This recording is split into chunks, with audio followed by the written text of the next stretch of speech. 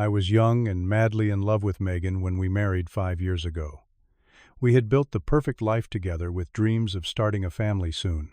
Our marriage was everything I could have hoped for, until Megan's best friend Jenna entered the picture. After her divorce, Jenna started spending more time at our house. I always felt her eyes on me judging. When Megan suddenly turned cold after my Atlanta business trip, my world began to crumble. Before I continue this story, let me know where you are watching from, and hit subscribe to protect your own relationships from toxic influences. The day I met Megan changed my life forever. I was 32, working as a software engineer after growing up in a small Nebraska town. My friend Thomas invited me to his backyard barbecue, and there she was laughing by the grill with her golden hair catching the sunlight. I found myself gravitating toward her, pretending to need another burger just to start a conversation. First time at one of Thomas's famous barbecues, I asked, immediately regretting how unoriginal I sounded. Megan smiled, her blue eyes crinkling at the corners. Actually, no. Thomas and I go way back. You must be the new friend he keeps talking about. The computer genius, I laughed, nearly choking on my drink. I would hardly call myself a genius, but yes, I am Isaac. And you are Megan, she replied. I hear you like hiking too. That simple conversation sparked something magical between us. We spent the entire afternoon talking about our favorite trails, discovering we had both hiked parts of the Appalachian Trail. By the end of the barbecue, I had awkwardly asked for her number, fumbling with my phone so badly I almost dropped it in the pool. Our first date was a disaster in the best possible way. I had planned a picnic at the local park, but it started raining minutes after we arrived. We ended up eating soggy sandwiches in my car, laughing until our sides hurt. Somehow that imperfect moment sealed our connection. Over the next 2 years, we built our relationship on weekend adventures and genuine connection. We hiked through national parks, taking photos at scenic overlooks, and sharing dreams under starlit skies. Megan wanted to start her own physical therapy practice someday. I dreamed of creating software that would genuinely help people.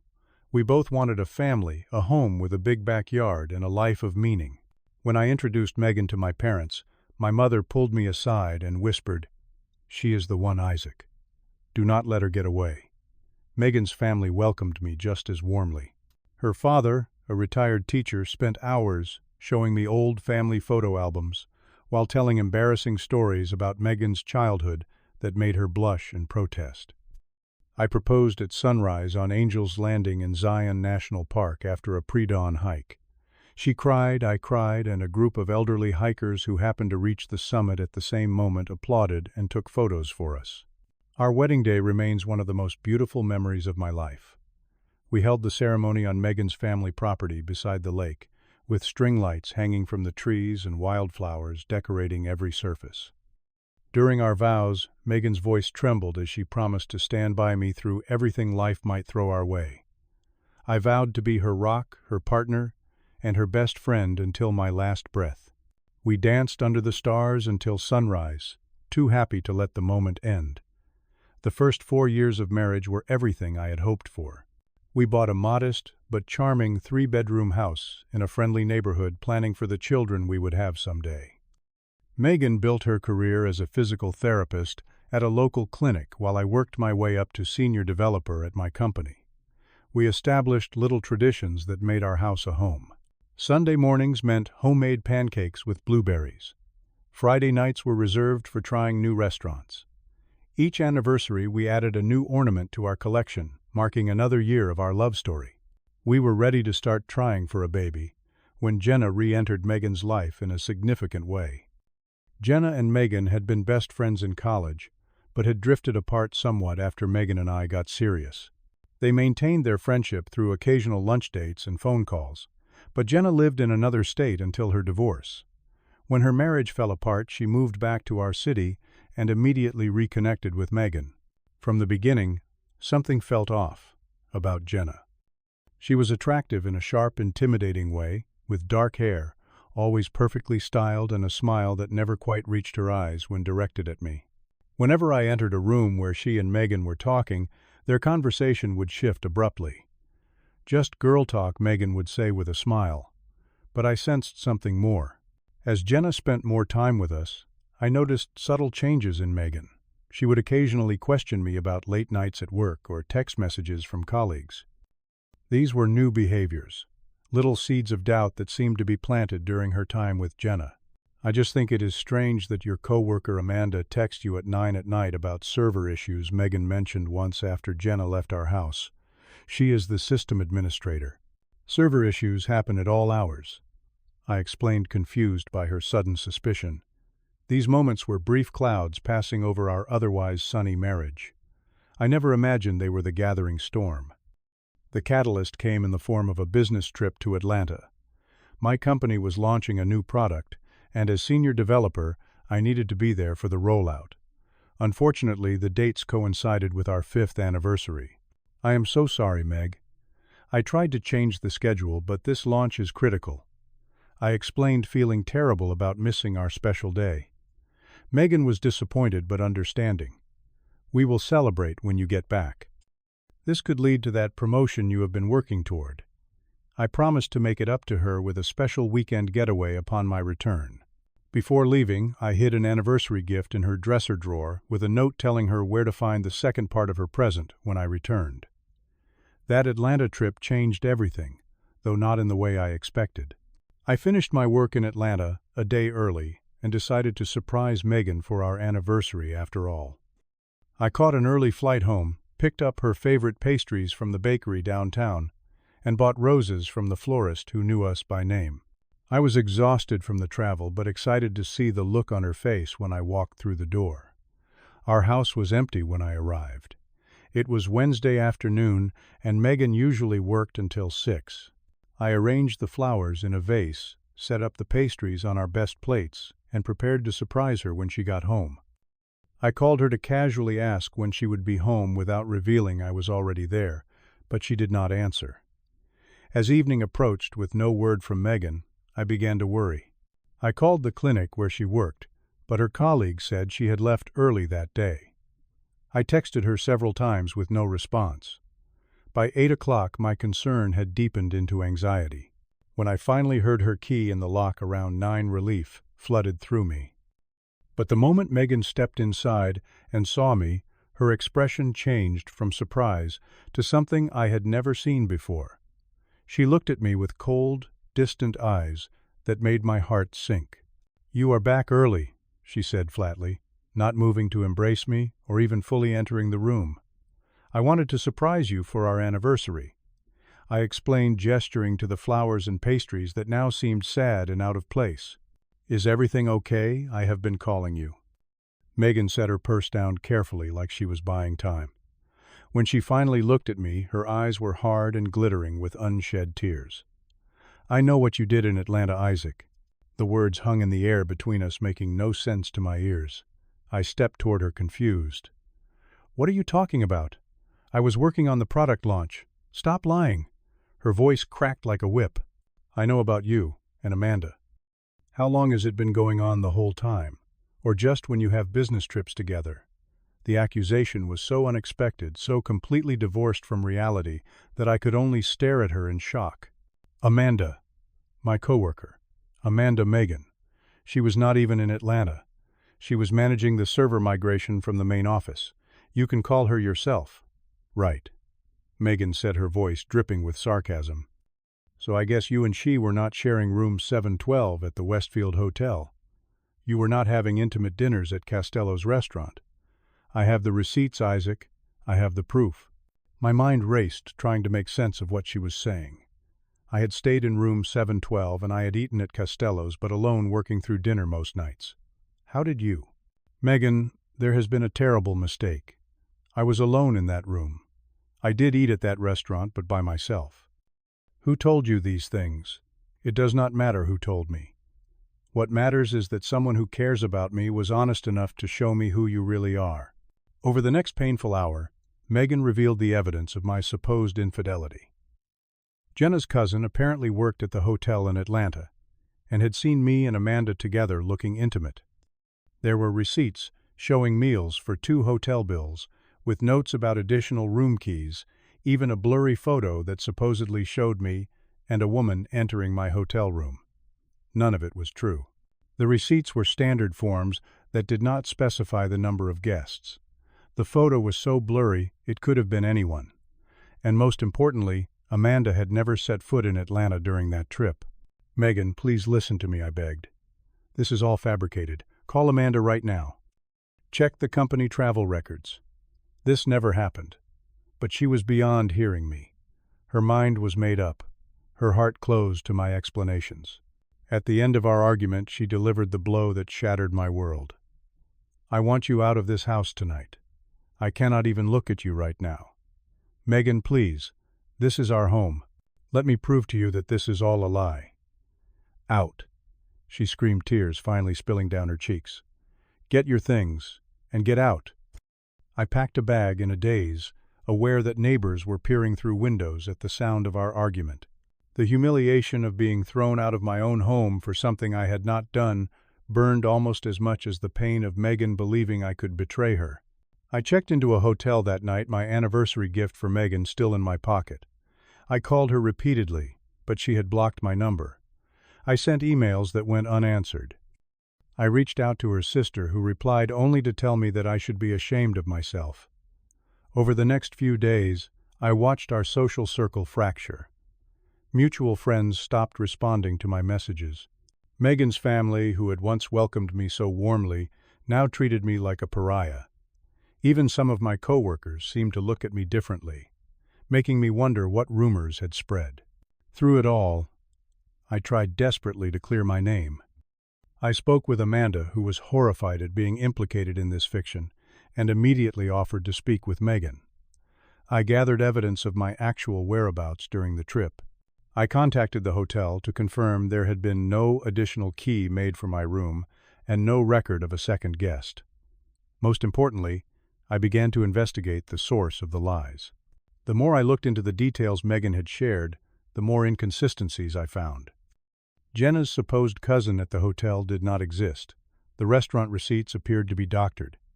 The blurry photo came from the hotel's website, not from anyone who had actually been there. All roads led back to one person, Jenna. And the more I investigated, the clearer it became that she had orchestrated an elaborate scheme to destroy our marriage. But why I found Jenna at the marketing firm where she worked. I waited in the lobby until her lunch break, my heart pounding with a mixture of anger and determination. When she spotted me, her initial expression of surprise quickly transformed into something like smugness.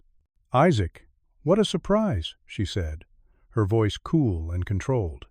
"I would think you would be too busy packing to pay social calls.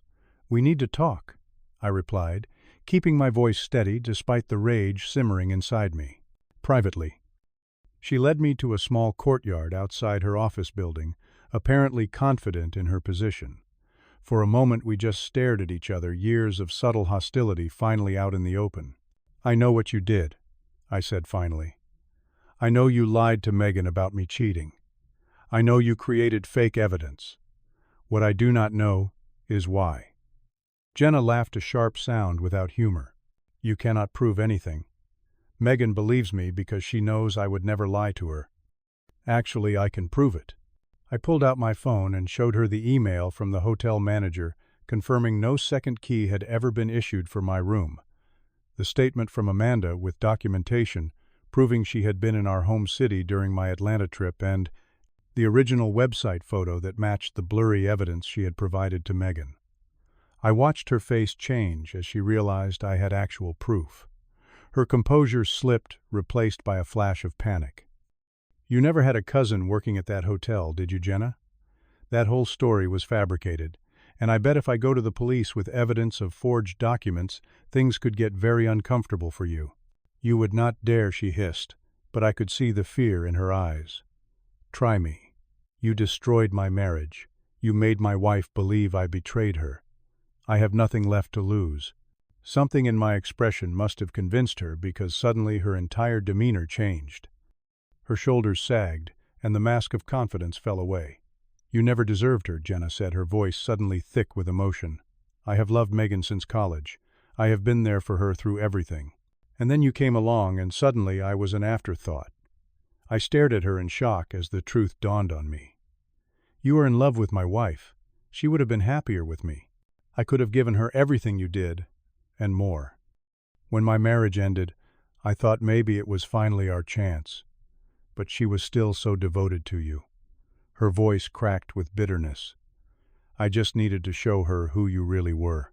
By creating a fiction, I said coldly. By making her believe I was someone I am not. I had brought my own recording device, anticipating this confrontation. As Jenna continued to speak, confessing the elaborate plan she had executed over months, the device captured every word. She described in detail how she had manipulated photos, created fake evidence, and planted seeds of doubt in Megan's mind, long before the Atlanta trip. She was so easy to convince, Jenna said with a sad smile. Deep down, I think she always feared she was not enough for you. I just played on that insecurity. When I had everything I needed, I stood to leave. You did not just betray me, Jenna. You betrayed Megan. You took advantage of her trust in you to manipulate her in the cruelest way possible. She will never believe you. Jenna called after me, but the tremor in her voice told me she was no longer certain. I drove straight to our house, but it was empty. Megan's car was gone, and when I used my key to enter, I discovered many of her personal items missing. A neighbor told me she had left with suitcases the day before. I tried calling her parents, but her father answered only to tell me never to contact them again. In desperation, I drove to their house only to be blocked at the door by her father, his face. A mask of disappointment and anger. She does not want to see you, Isaac. You have done enough damage. Please just tell her I have proof that it was all a lie. Jenna made everything up. More lies will not fix this, he said before closing the door in my face. With no other option, I sent Megan a detailed email with all my evidence attached, including the recording of Jenna's confession. I poured my heart out explaining everything that had actually happened, and begging her to at least listen to the truth. The wait for a response was excruciating. Days passed with no word. I lost weight, unable to eat or sleep properly. The dark circles under my eyes prompted concerned questions from coworkers. I took time off work, unable to focus on coding, when my life was falling apart. Gradually, as the recording and evidence circulated, friends began reaching out tentatively. Some apologized for believing the worst about me. Others simply expressed shock at Jenna's deception. But the only person whose response mattered remained silent. 3 weeks after sending the email, I received a text from Megan asking to meet at a coffee shop we used to frequent. My heart raced as I walked in and saw her sitting in a corner booth, looking thin and exhausted with dark circles under her eyes that matched my own. "Thank you for coming," she said softly as I sat across from her. "Thank you for being willing to see me," I replied, fighting the urge to reach for her hands. "I listened to the recording," Megan said after a long pause. "I talked to Amanda. I verified everything you sent me." Tears filled her eyes. "I am so sorry, Isaac. I should have trusted you. I should have given you the chance to explain." Relief flooded through me. "It is okay. Jenna was your best friend. You had no reason to think she would lie about something so serious." Megan shook her head, wiping away tears. "No, it is not okay. I was your wife. I promised to stand by you, to trust you. At the first real test, I failed. I chose to believe the worst, instead of having faith in the man I married." I reached across the table, then unable to stop myself from taking her hand. "We can get past this. Now that you know the truth, we can rebuild." The look in her eyes stopped my heart. "I do not think we can, Isaac." "What do you mean? You know I did not cheat. You know it was all Jenna's lie." "Yes, and that makes it worse in some ways." Her voice broke. "Because this was not about you betraying me. This was about me betraying you. I should have trusted you, but I did not." "What does that say about us? About me?" "It says that you were manipulated by someone you trusted implicitly. It says nothing about your love for me." Megan pulled her hand away gently. "I filed for divorce last week." The words hit me like a physical blow. "No. Megan, please. We can fix this. We can go to counseling." "I have been in counseling," she said quietly. "It has helped me see that I destroyed something precious because I was insecure. Because deep down, Maybe I never fully believed I deserved your love. Fresh tears spilled down her cheeks. And now every time I look at you, all I can see is the pain I caused by not trusting you. I do not know how to come back from that. I argued, pleaded, suggested alternatives, but I could see in her eyes that her mind was made up. The trust that had been the foundation of our relationship had been shattered not by my actions, but by her lack of faith in me. And somehow that was even harder to repair. As we parted, she handed me a small box. Inside was the anniversary gift I had hidden for her before my trip still wrapped. She had found it but could not bring herself to open it. "I am so sorry," she whispered before walking away, leaving me sitting alone with an unopened gift and the ruins of the life we had built together. The months following our divorce were the darkest of my life. I moved to a different city, unable to bear the memories that haunted every corner of the place we had called home. I found an apartment emotionless and functional, that I filled with new furniture bearing no connection to my past life. My company allowed me to transfer to their West Coast office, giving me a fresh start professionally. But personally, I was adrift. I went through the motions of living without actually feeling alive. I slept too little, drank too much, and pushed away concerned calls from family members who wanted to help, but did not know how. I started seeing a therapist more out of desperation than belief that it would help. Our early sessions felt pointless, me sitting in angry silence, or repeating the same story of betrayal without finding any peace in the telling. "You keep focusing on Jenna's betrayal and Megan's failure to trust you," my therapist observed during our 4th session. "But when will you start processing your own grief?" "What does that even mean?" I snapped. "I am sitting here. Am I not? Talking about it. Talking about what happened is not the same as feeling what happened," she replied gently. "You have lost your wife, your home, your future as you imagined it. When will you let yourself mourn that—" Her words broke something open inside me. I cried for the first time since the day Megan had handed back my anniversary gift. I cried until my throat was raw and my eyes burned mourning, not just the end of my marriage, but the death of the man I had been before. All of this happened. Rock bottom came the night I called Megan. After drinking too much whiskey, only to discover her number had been disconnected.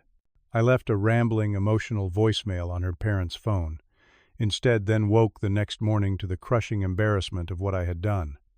That was the day I poured the rest of my liquor down the sink and committed to actually healing instead of just surviving. I found a support group for people dealing with relationship betrayal and divorce. Hearing other stories helped me understand I was not alone in my pain. One woman's husband had left her for her sister. A man had discovered his wife's second family after 20 years of marriage. The specifics differed, but the core wound was the same: broken trust and the collapse of a reality we had believed in. Slowly, I began to rebuild my life. I made new friends who knew nothing of my past until I was ready to share it. I rediscovered old hobbies that had fallen by the wayside during my marriage and depression. I started hiking again, finding peace in the rhythm of my footsteps on mountain trails. A year after the divorce was finalized, I received an invitation to a wedding. Our mutual friend Rachel was getting married, and both Megan and I had been invited. My first instinct was to decline, but something pushed me to accept. Perhaps it was time to face this final ghost. I spotted Megan immediately at the reception. She looked better than she had at our last meeting, her color restored, and her smile genuine as she chatted with other guests. When our eyes met across the room, time seemed to suspend for a moment before she nodded slightly in acknowledgement. Later, as I stood alone by the bar, she approached. "You look well," she said softly. "So do you," I replied, meaning it. "How have you been better?" "Finally. It was a rough year." She glanced down at her glass. "I cut Jenna out of my life completely. She tried to be there for me after everything. Can you believe that? As if she had not engineered the whole disaster." I heard she moved away. Megan nodded. "After several of our friends found out what she did, things got uncomfortable for her here." She took a deep breath. "Isaac, I want you to know how sorry I am. For everything. Not a day goes by that I do not regret what happened." I know I said simply. "I have forgiven you, Meg. A long time ago. Have you really? Her eyes searched my face. Yes. It was the only way I could move forward. We talked for a long time that night, finding a new way to be in each other's presence, without the weight of our past crushing us. As the reception wound down, she asked the question I had been half expecting all night. Do you think we could try again? Now that we have both had time to heal, I looked at this woman I had once loved more than anything, and I felt the familiar pull of what had been. But I also recognized that while I would always care for her, the foundation of what we had built had been irreparably damaged. I think some things once broken cannot be repaired the same way, I told her gently. Not because we do not want to fix them, but because the cracks remain visible even after healing. We would always be looking for hairline fractures, always fearing another collapse. Tears glistened in her eyes, but she nodded in understanding. I think I knew that. I just needed to hear you say it. We parted that night with a hug that felt like true goodbye, not the raw, wounded separation of before, but a conscious release of what had been. 2 years after our divorce, I had built a new life I was proud of. My career had flourished with a promotion to development team leader. I had made peace with my past, without letting it define my future. I had even begun a relationship with someone who valued open communication above all else, a lesson I had learned the hardest way possible. I received a letter from Megan sent to my work address since she no longer knew where I lived. Inside was a short note telling me she was moving across the country for a new job opportunity. She wrote that Jenna had eventually admitted to others what she had done, confirming what most had already come to believe. She wished me happiness and thanked me for the years we had shared. I will always regret my part in how our story ended. She wrote, but I have finally forgiven myself as you forgave me that night at the wedding. I hope you have found or will find someone who trusts you completely in the way I should have. As I folded the letter, I reflected on everything I had learned through this painful journey. I had learned that trust, once the cornerstone of any relationship, is remarkably fragile. A single doubt planted in fertile ground can grow to destroy what took years to build. I had learned that forgiveness is not a single act, but a daily choice, one I had to make for Megan, for Jenna, and most importantly for myself. I had learned that sometimes the deepest wounds come not from enemies, but from those we love most, and that healing often requires walking away from what we thought we could not live without. Today I look at painful experiences differently. They are not just scars, but stepping stones that led me to become a stronger, more compassionate person. The pain shaped me, but it does not own me. I did not get the happy ending I once envisioned with Megan, but I found something perhaps more valuable: peace with my past and hope for my future. If you have ever experienced betrayal or heartbreak, know that the path forward exists, even when you cannot see it through your tears. Trust can be rebuilt, though perhaps not in the same relationship where it was broken. And you can emerge from the darkest valleys of your life with a wisdom and resilience you never knew you possessed. Have you ever experienced a betrayal that changed your view of relationships? What helped you heal and move forward?